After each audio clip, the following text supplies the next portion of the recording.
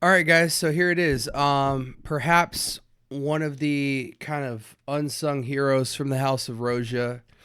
Um, this fragrance is truly only mentioned by connoisseurs and collectors, but it is easily one of the most particular and special fragrances from this house. I don't know if you will say it's the best from the house or if you would hold it in high regards, but there's no question that you should get your nose on it if you are a fragrance lover, because even though this is for the very particular kind of niche and unique individual, the story behind this, the scent, the history, and the hands that made it are definitely some that you should consider. This is from the House of Roja, so strap up. We're going to go for that ride.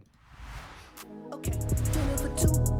I watch that head move side to side as I let the sin into the room. You are on time, let's connect minds. Trying to get into a mood. We gon' be fine. Close up the blinds, no rush. Finish the food.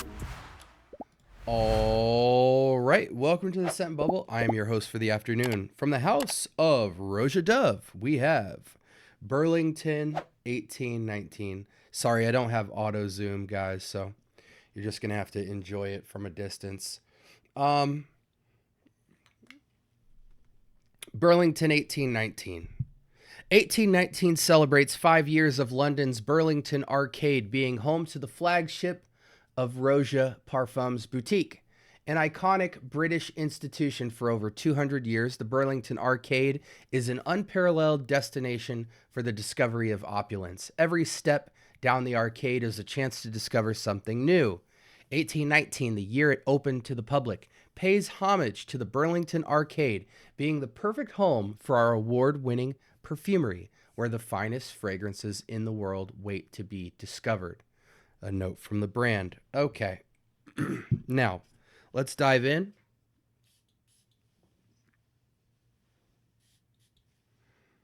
Okay. Loaded up the hand, loaded up the test strip.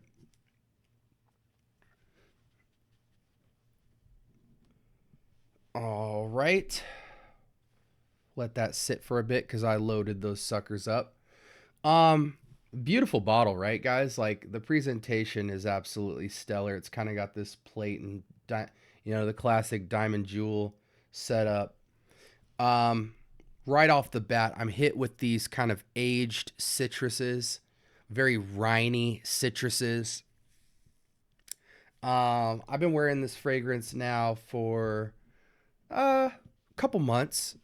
You know, people have been wondering, yo, SB, why don't you talk about a lot of your niche? Well, I was tackling my vintage collection and collecting some other stuff. And quite honestly, when I was in my niche run for about 3-4 months, I was really just accumulating and smelling the perfumery and getting in touch with it. And so I didn't want to speak on a lot of stuff that I had too fast,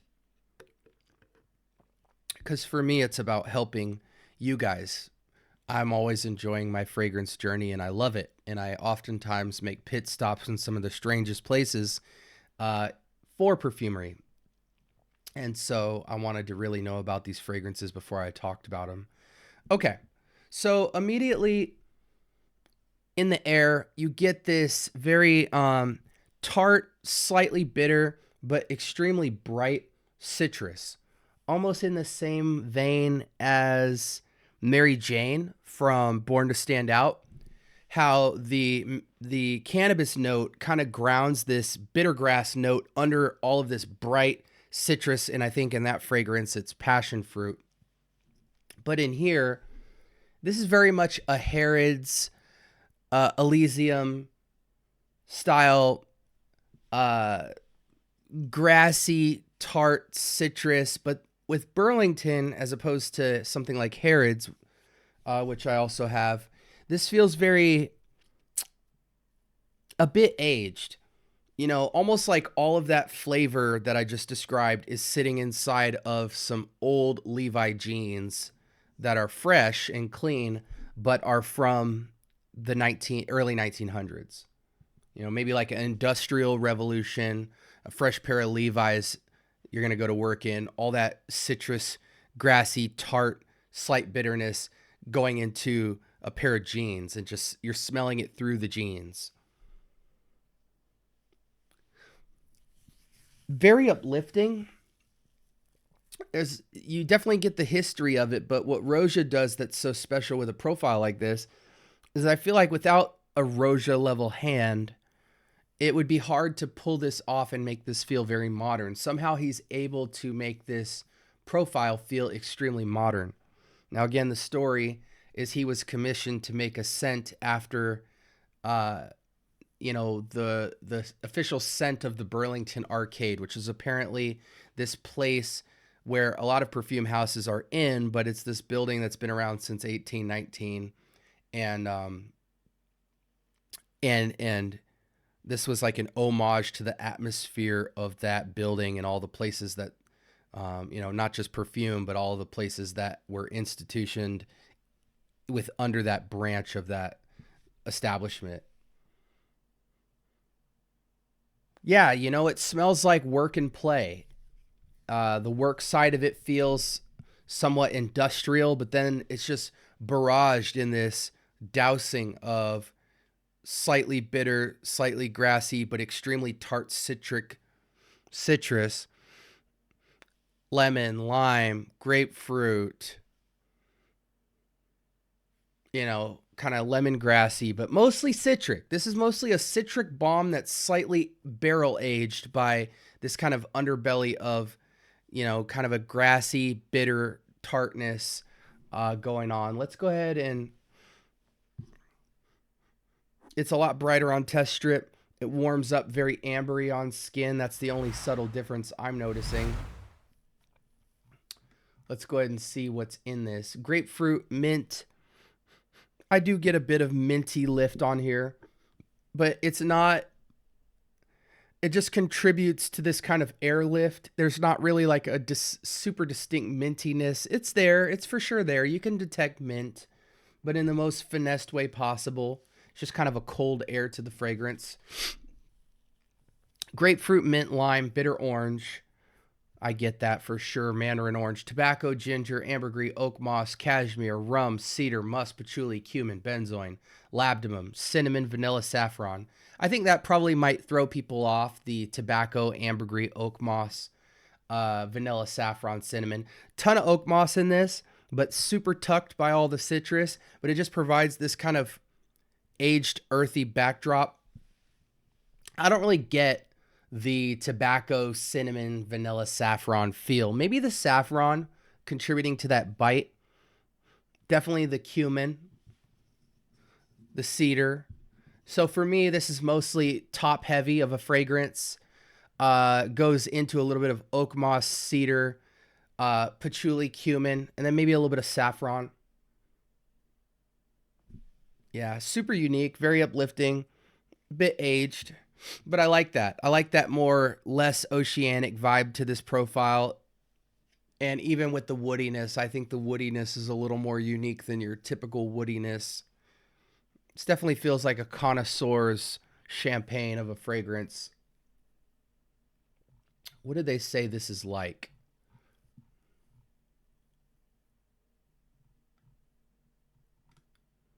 "21 Conduit Street." I can kind of see that. I do have that fragrance.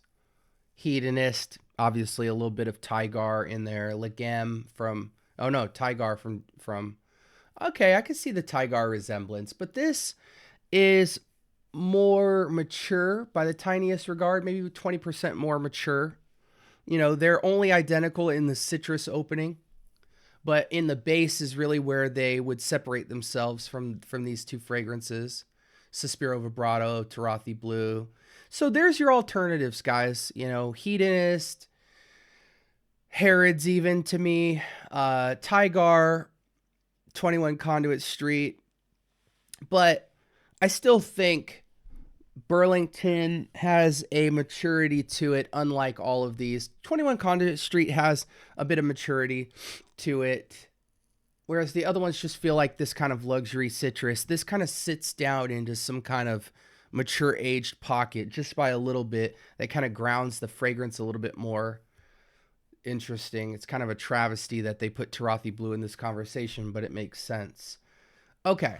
Um, to me, spring, summer, but any season, any reason. Uh, are they calling this a unisex fragrance?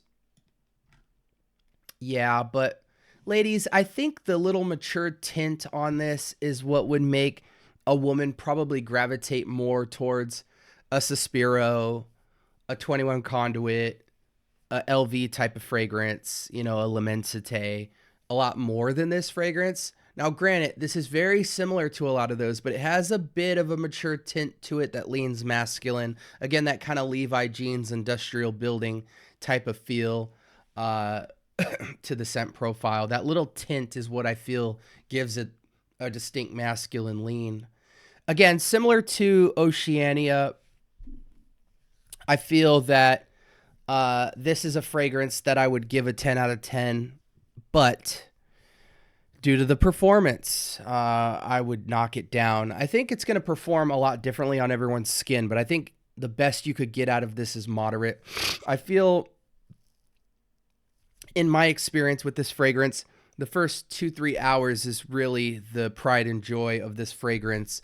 And from that point forward, you'd be lucky to creep into the 4 or 5 hour territory. I think 2-3 hours is where this fragrance is most enjoyed. Yeah, it's pretty linear in terms of test strip to, or sorry, on skin.